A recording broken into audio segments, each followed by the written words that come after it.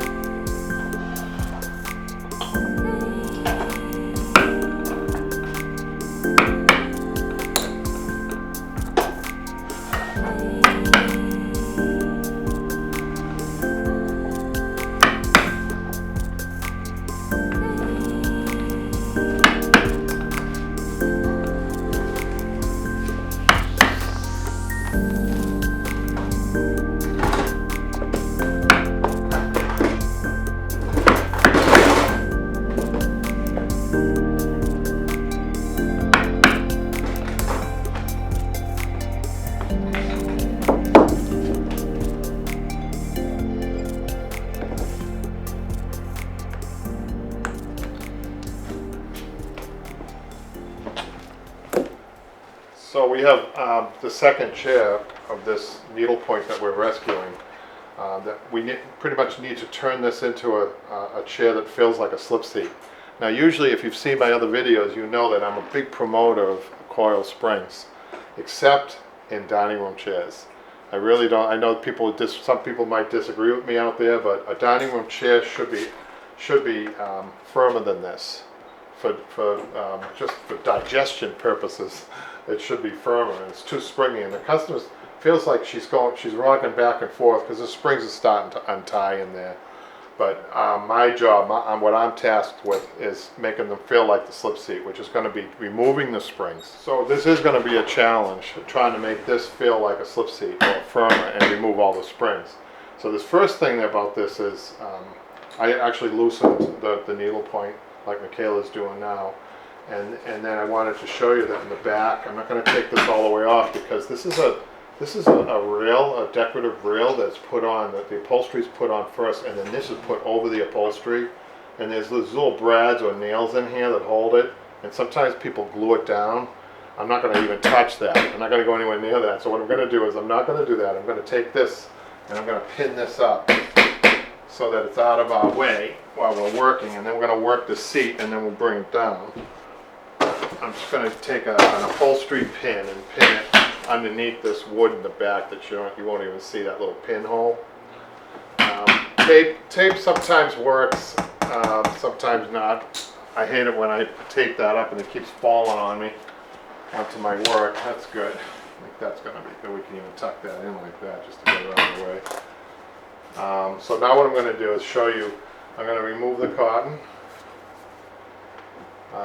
When I strip a piece of furniture, sometimes I start with my hands, believe it or not, and I'm ripping. And I'm going to go back and clean it up. I just want to see what I'm getting into here. I'm going to take the muslin off. I'm not going to reuse any of this. The only thing I'm going to reuse on this is the needle point. Everything else is going to come off. And you know, they've got a piece of, it wasn't really well done at all. Because they got horsehair, but it's not a great piece of horsehair. You know what I'm going to do? I'm going to put this aside. I just told you that I kind of like horsehair. When I first looked at this, I saw coconut. This is coconut on the top. Then when I remove this, there's horsehair. So we may use the horsehair. So as we're going along here, we're deciding, right? So I'm just going to put this aside. I'm going to try to save this for now. We'll see about that. And then the coconut I don't like. I'm going to throw that away. I'm going to throw the muslin away. Now I definitely need to use a couple of tools here. Okay, sometimes I like to use a chisel for this big stuff that gets underneath. See that? This edge roll is put on with some big tacks. I think they're number 14 tacks. So sometimes you need a little heavier tool than that small tack remover. I never use an awl for this, but you know, try to use leverage as much as possible.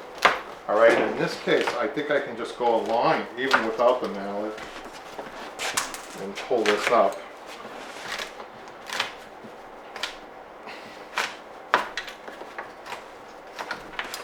This definitely is no good. It's falling apart.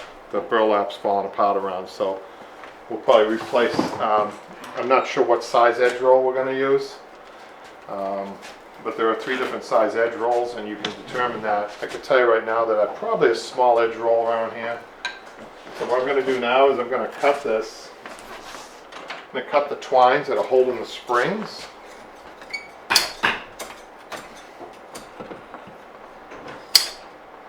You know, scissors sometimes a little too long to use when you're cutting twines. You can use your side cutters also, which I think is a better tool for that purpose. So I'm just going to cut the ones in the back with the side cutters.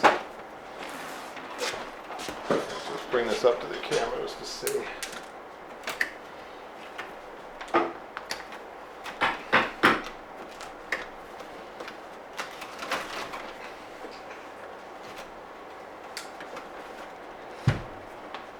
Okay, now we've got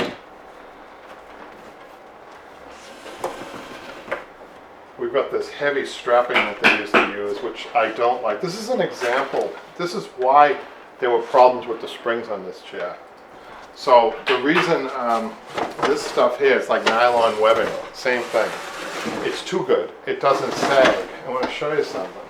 Because it didn't sag, watch this. You can actually see that did an excellent job of remaining flat, and that was the idea.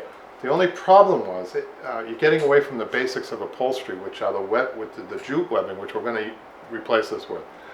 Jute webbing has a natural sagging quality to it, so all the pressure from the springs goes down, not up. And what happens? This is a great example of what happens when the bottom is too good with nylon or this type of strapping, and that is, it goes to all the pressure, all the energy of a spring goes up to the top, and this is what happens.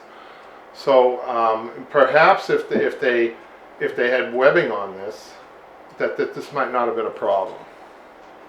So let's see how hard it is to get that strapping out. I have a feeling we're going to be struggling with this. They put big tacks on these.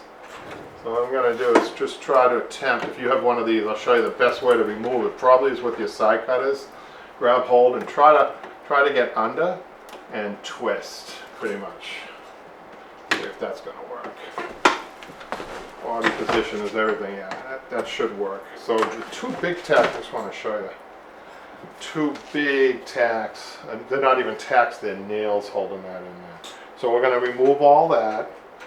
And then all the springs are attached to that. And then we're going to start with just the basic frame. And then we're going to rebuild this. So I'm not sure if I'm going to be showing this on part 2 on a video, so I'm just going to explain what's going to happen here. So once we eliminate the springs, I'm just going to grab that slip seat again. Once we eliminate the springs and web the top and put an edge roll around here, and then I think I'm going to reuse the horsehair on this. I'm going to reuse the horsehair. I'm going to put a new piece of muslin on, a new piece of cotton. And I'm not saying, it's not going to be, we already know, the customer knows she's not going to get the same thickness as this, but it's going to be the same look. It's going to be flatter, it's going to be right about here. It's not going to be crowned any longer. I'm going to have to do some fancy cutting on our needle point. It's going to have to be recut around here. But we're going to make it almost like what the slip seats are. As far as feel goes, it'll feel exactly the same. It's just a little different, be a little thicker. That's it. So there it is, rescuing grandmother's needlepoint from the 60s. We'll see you next time, and don't forget to subscribe.